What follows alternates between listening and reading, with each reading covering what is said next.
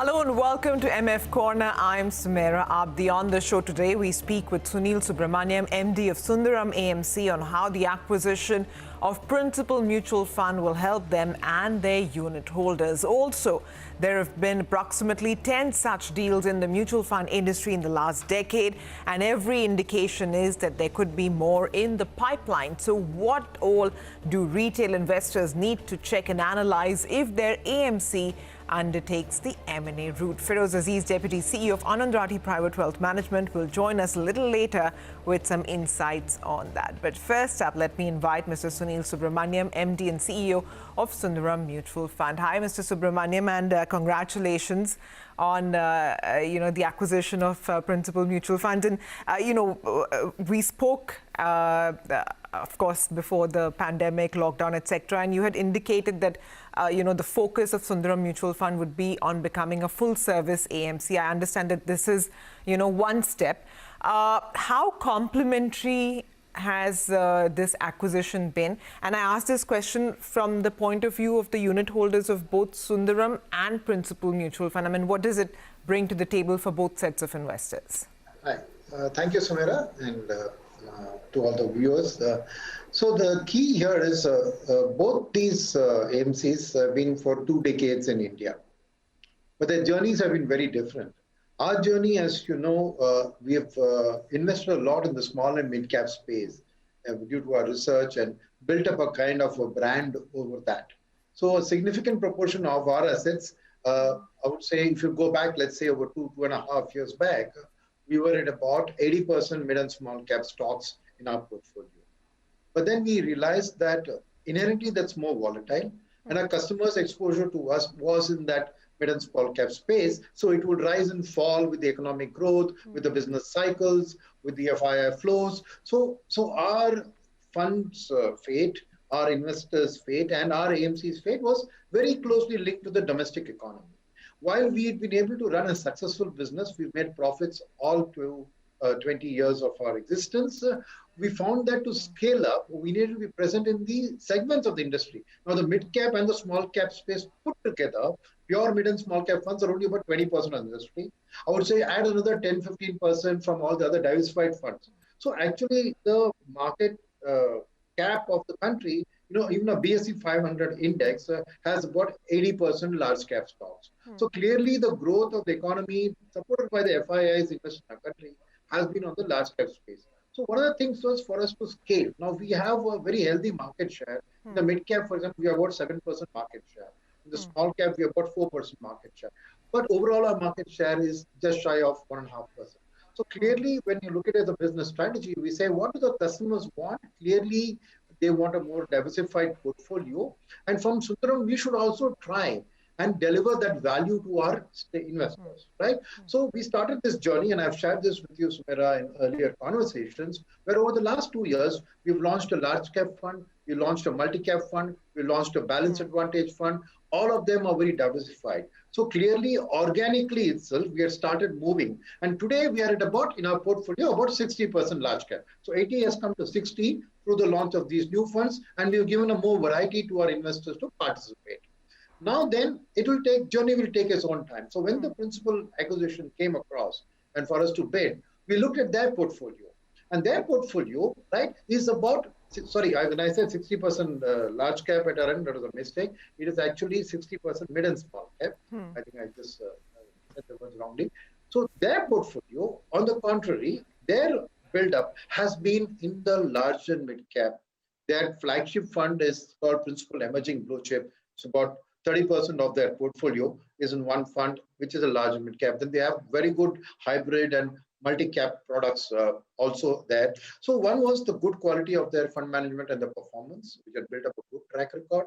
So we felt that this acquisition, if we won it, would ideally fast track us in our attempt to become a full service AMC within the equity space first. Then fixed income will probably come later. We are at work there, but we thought that at least within equities, we should give our investors a much wider bouquet of products But you know, right? Mr. Which Subramaniam, balance. I got your point that for the investors of principle, you offer your expertise in the mid and small cap space, and for the investors or unit holders in Sundaram, now they get a more evolved look at the large cap end of the segment. But you know, at a time when actively managed large cap funds are underperforming, and you know, probably that's the outlook for the future as well.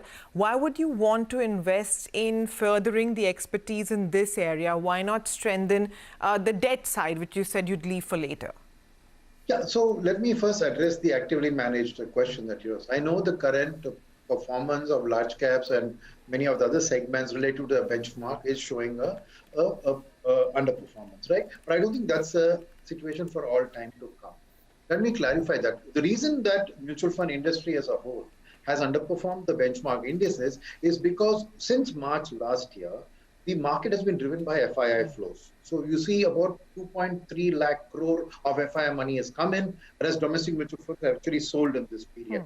So second is that these FIIs, given that they come in a post-pandemic world, concentrated their portfolio into the safety-oriented, where the earnings growth was fairly predictable, 2025 stocks.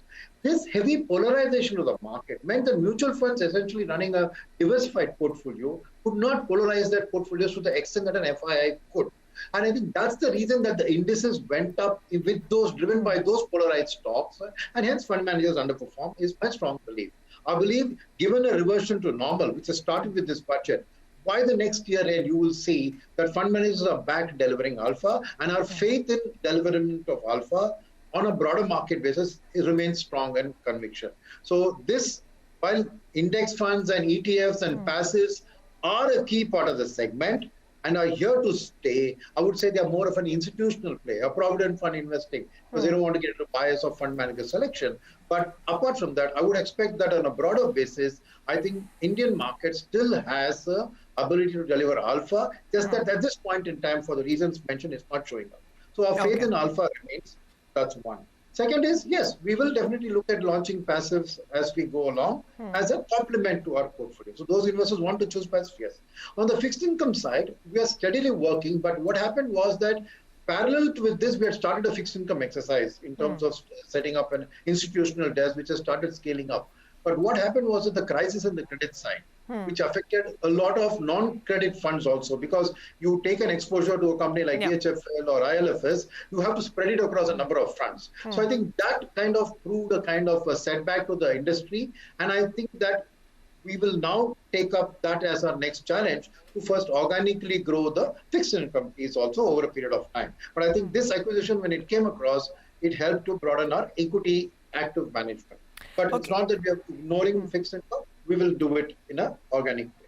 Okay, so you will retain the fund management team that comes from Principal, and in terms of individual schemes, how many get merged or renamed? I mean, what have you thought about it? So we've been thinking about it, but I can't talk about this because SEBI has to give the final go-ahead, right? We haven't yet filed with SEBI. So we are currently engaged in a discussion, but we think that roughly 60-70% of the portfolio looks like it'll get, there are similar funds on both sides. But the track record and the vintage of the funds are very different. So we will choose which fund goes into which fund. We obviously prefer the better track record, whether it's with Sundaram or with Principal. We'll pick the fund with the better track record. We'll pick the fund with the longer, history. Because as you know, Sundaram has recently launched some of these funds, but Principal has had them for a decade or more. So we will evaluate those closely, but I would say that there would be a significant 70% overlap subject to SEBI approval on this period. Schemes specifically, I can't mention yet because SEBI has to sign off. So until the regulator signs off, it won't be appropriate to actually spell it out in terms of the public domain. All right, Mr. Subramaniam, we'll leave it at that, and we'll touch base as and when we have more details. For the moment, congratulations to you and for now, both your teams actually, till they become one. Thanks very much for joining in. With that, we'll take a very quick break. We'll continue this chat with Firoz Aziz, the Deputy CEO of Anand Rathi Private Wealth Management, on the other side. And he'll tell us that, if an investor faces exactly a situation like this, where their AMC or their mutual fund has been either merged or taken over by another, how do you decide in which circumstances you stay invested in your current scheme, and in which circumstances do you decide to exit? So there have been many deals over the last many years, and perhaps more to come. So, stay tuned to get prepped for that. We'll be right back.